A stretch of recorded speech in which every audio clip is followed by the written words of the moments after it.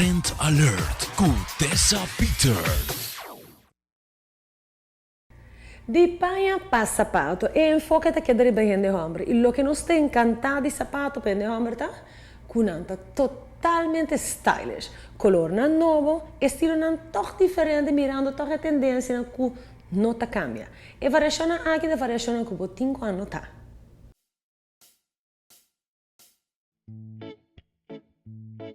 E mas novo di collection pa ende hombre ta exhibiri berrekinan di Aldo.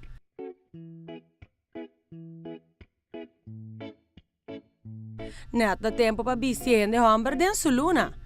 E si bota puntra bomes kikko tindi hot di marca aqui, pensa ribe uxo di textil, den variazione di color nan basico, cuta stil de show.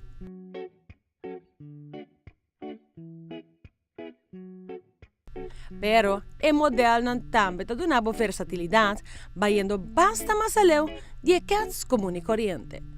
Énfasis ta queda sempre pa mostra polished hasta el momento na más casual. E el sapato na tahasi il trabalho.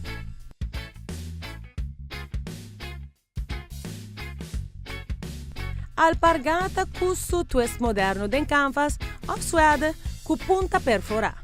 Boat shoes den e blau marino. Loafers den e cuero bruin cuta sofistica sin mucho esfuerzo. Pero ora ta momento pa dress up, sea tappa trabalho o pa un uitje nocturno, Aldo tin precischi como mester. Sapato nan den suede, den nuance nan básico, cuta indispensabile per garderobe masculino.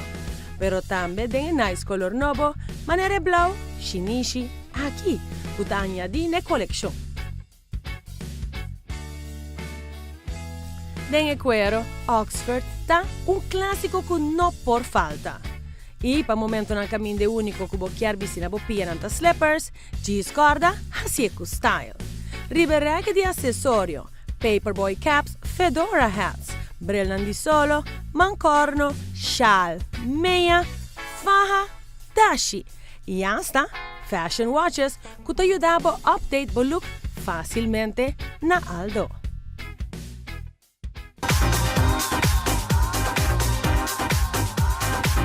Trend Alert con Tessa Peters.